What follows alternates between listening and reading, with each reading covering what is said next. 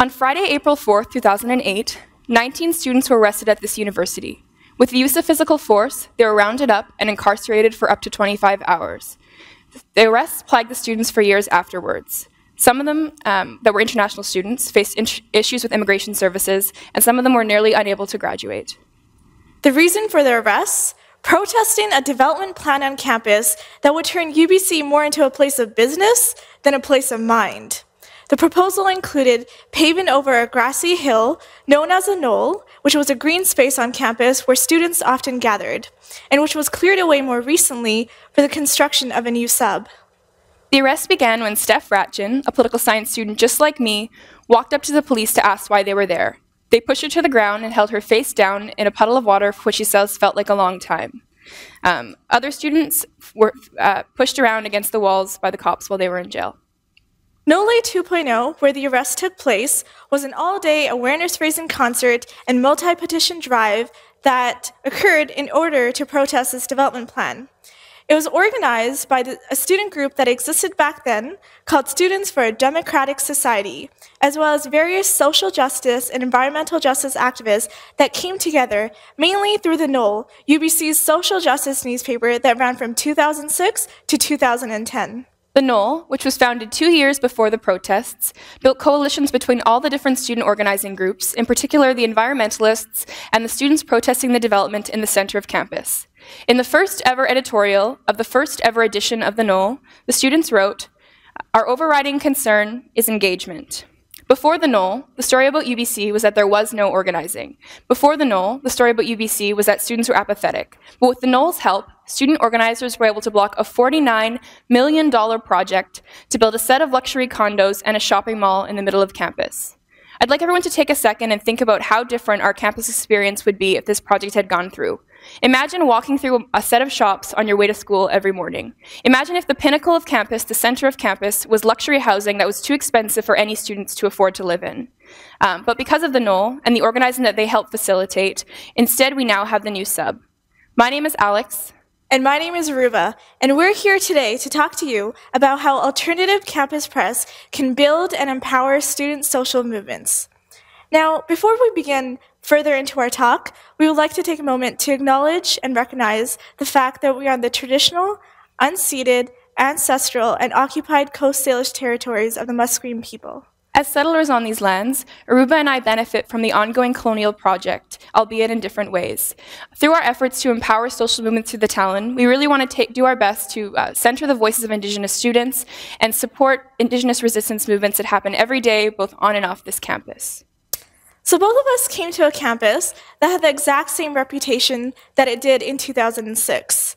That students don't care, that students don't challenge the problems they see within the university, and that students avoid demanding transparency from the university administration. This year, with a team of 16 other activists, we've been involved in starting the Talon, a new alternative student press that exists in this legacy of powerful student activism at UBC.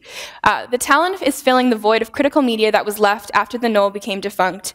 And before we started this project, Urooba and I hadn't even known about this history of dissent and activism on campus. As we see it, there are three main roles that alternative media can play to build and empower student social movements and activists on campus. The first is a critiquing role. The second is a knowledge-building role. The third is a coalition-building role, or the holy trinity of spreading the gospel of radically restructuring our current social and economic political orders. Judeo-Christian illusions aside, these three roles work together in profoundly crucial and interdependent ways. So, first, critique. Alternative student media outlets can provide an accessible and powerful outlet for critiquing the current campus events and social structures.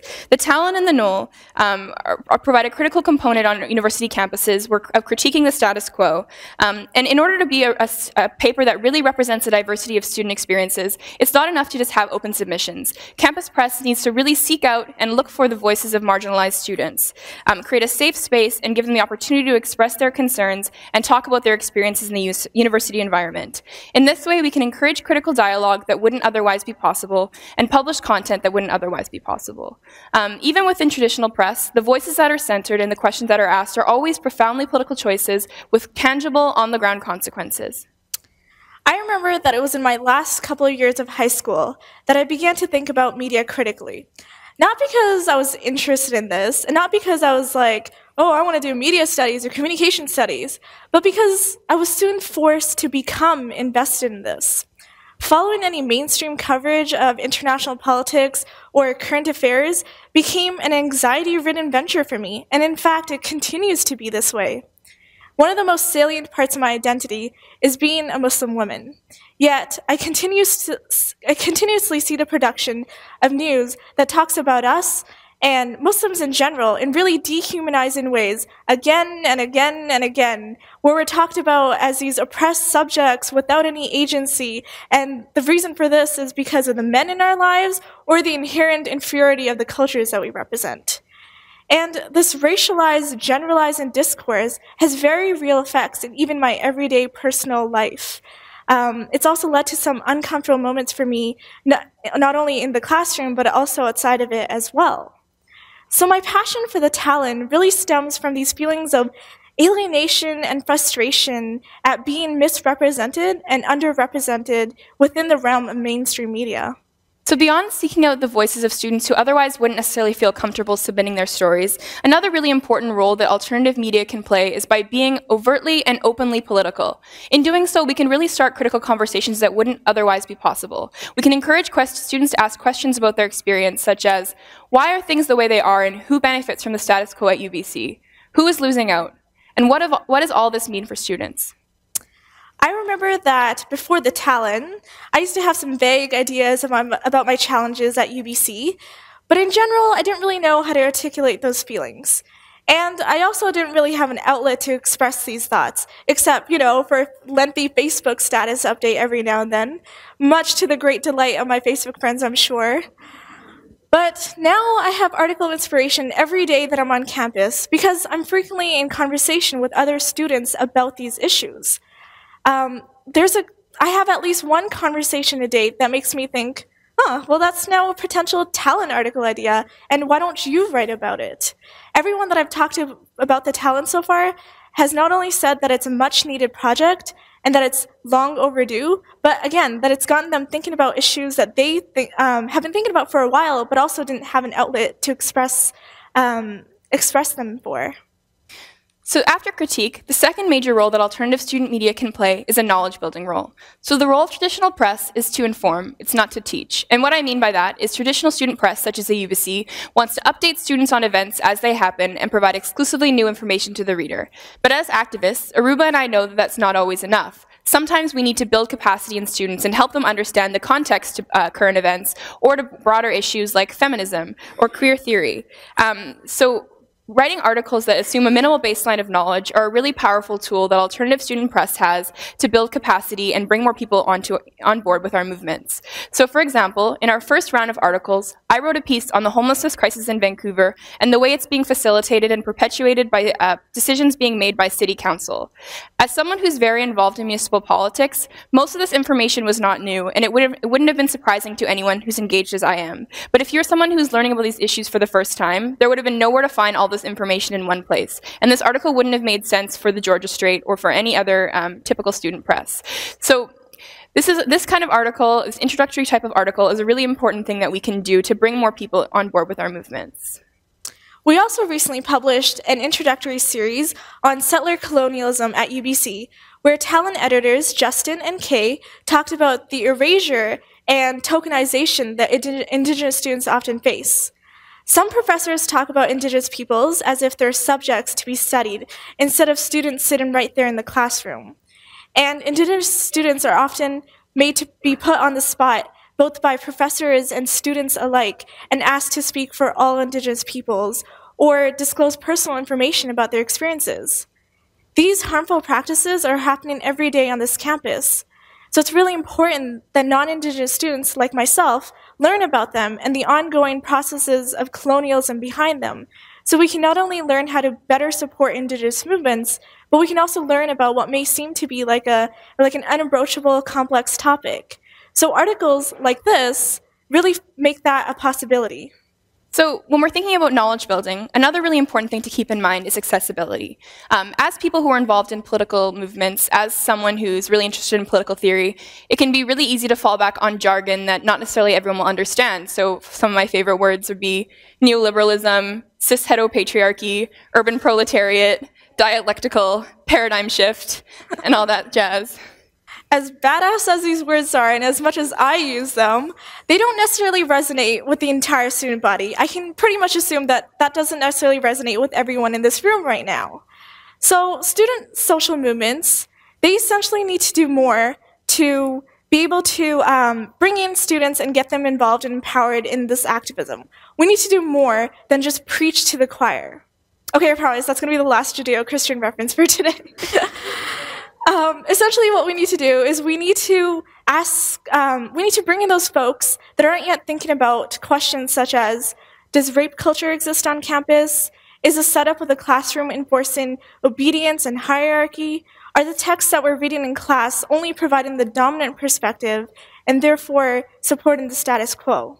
So in order to get students to pose those questions, it's really important that we speak in plain, accessible language and define terms that might not necessarily resonate with the average reader. Our predecessor, the Knoll, didn't always take this approach. In terms of knowledge building and capacity building, there is still so much more that we can do. Student social movements, in order to succeed, they need broad bases of support. So we really need to reach out to folks that aren't yet politicized. And so the Talon editors, we thought back to our own experiences of learning about anti-oppressive frameworks. My feminism is always changing, and I'm still developing in many ways. But when we started this project, I really started reflecting on how I personally came to social justice and the major bumps in the road that came to my learning. I started out with a feminism that was problematic in many ways. I didn't appreciate the ways that different components of identity intersect with gender to provide a really different lived experience for different people. So, for example, even though we're both women, my experiences are hardly comparable, and the battles that I'm fighting are not necessarily the same as those of a queer woman of color. This concept is called intersectionality. The different identity categories that shape our experiences are called intersections. For example, class, race, weight, ability, gender, sexuality. So when I wanted to incorporate an anti-colonial analysis into my feminism, for example, it was really hard to know where to look for resources. Even though the motto of our generation is apparently just Google it, Googling things can feel really scary and inadequate when you're looking for things that are this important and you don't really know what resources necessarily that you can trust. So the Talon editors, we all put our heads together and agreed that we would have loved to have a page of resources or have someone walk us through these concepts so that we could know that what the information we were getting was accurate and appropriate. So essentially what we decided to do was collectively come up together with a list of social justice resources that we put up on our website just a couple of days ago. And essentially these are our most favorite resources that we learn from personally about the topics that we talk about. And there are also articles and videos and lectures and books that we send off to friends who need primers on some of the issues that we essentially are interested in talking about. Okay, so you heard about critique, you heard about knowledge building, and now on to the last one is coalition building. As we talked about before with the protests, there's a history of alternative media on campus bringing groups together across campus and building coalitions around different organizing groups. Without alternative press, activism on campus exists in really fractured ways. And then because people never know where the activism is, people are always asking these questions like, is there even any student activism at UBC? Why are all the students so apathetic? And most recently, where have all the campus radicals gone? When in reality, there's actually always lots of students organizing around different issues individually.